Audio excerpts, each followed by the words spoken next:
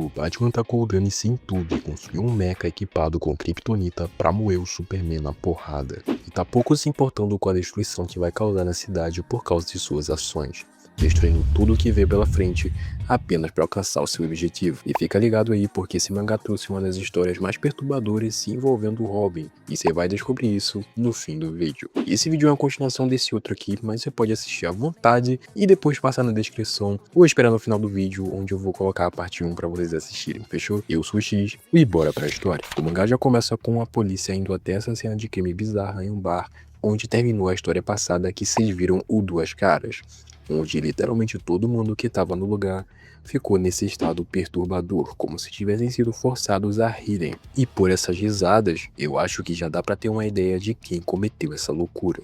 Enquanto os policiais da GCPD estavam horrorizados com tudo aquilo, ele apareceu, o Batman.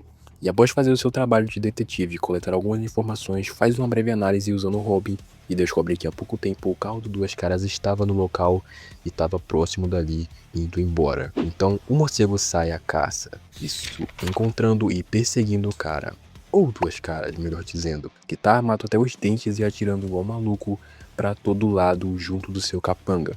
Chega num momento em que ele para e pensa, ué, cadê o Batman? E sua pergunta, meus amigos, é respondida logo em seguida, mas acho que de um jeito não muito agradável, porque o Batman quebra tudo com seu Batmóvel e dá um baita susto no vilão, e ainda dá aquele sorrisinho preocupante, só pra você ver o quão absurda essa versão do Batman é. Continuando a perseguição no maior estilo The Batman, sério, isso me lembrou muito o filme. Ele obriga o Duas Caras a continuar atirando só para que ele perceba que isso é ineficaz, já que seu Batmóvel tem um escudo insano que protege ele desse tipo de coisa. Como última tentativa, o Harvey tenta lançar um monte de bomba nesse Bat-Rambo, explodindo tudo e dando um pouquinho de esperança pro cara, só para ela ser completamente destruída logo em seguida com a aterrorizante imagem de um Batmóvel que mais pode ser chamado de tanque de guerra saindo no meio das chamas intacto. Para completar minha teoria que esse troço é um tanque de guerra, ele simplesmente saca dos ganchos e atira no carro do Duas Caras, fazendo o carro capotar rapidamente.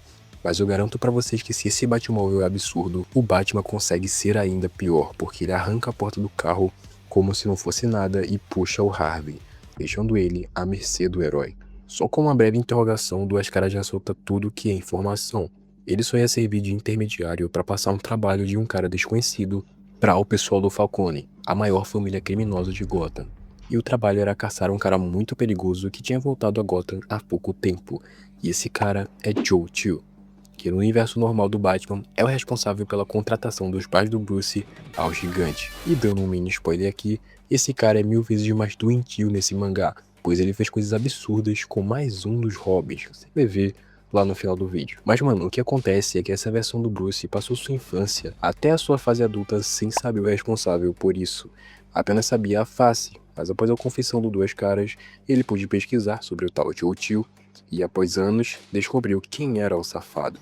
E daí você já deve imaginar o quão maluco o Bruce ficou com isso, principalmente levando em consideração que o Batman nesse mangá é bem mais doidão da cabeça. O Batman logo começa uma busca incessante pelo criminoso por Gotham, sendo 1000 vezes mais violento do que ele já é. Só pra você ter uma ideia, olha o estado que ele deixou um cara, e tudo pra descobrir mais coisas sobre o Joe Chill. O Coringa aparece no local e até tenta dizer que aquele não era o estilo do Batman, mas é óbvio que ele estava agitado demais pra se importar com aquilo, dizendo novamente que trabalha sozinho e não tem nenhum parceiro. Acontece que a foto que o Batman mostrou para o bandido foi o suficiente para o Coringa conectar alguns pontos, e no dia seguinte ele chega até o escritório do Bruce e não enrola, mostrando que sabe quem ele é e até revela ser o Jason Todd. E quem viu o vídeo passado já sabia disso, mas se você não viu e tá surpreso, sim, esse Coringa é um dos Robins e é bonzinho nessa história. Rola um clima bem tenso ali porque o Coringa é um detetive particular e pesquisou coisas pessoais do Bruce para conseguir tirar suas conclusões, incluindo a morte dos seus pais. Mas tudo acaba ficando bem porque os dois estão do mesmo lado e atrás do mesmo cara, o Joe Chill, já que o Jason tá fazendo uma baita investigação envolvendo ele para resolver um mistério bizarro e perturbador que vocês vão descobrir depois.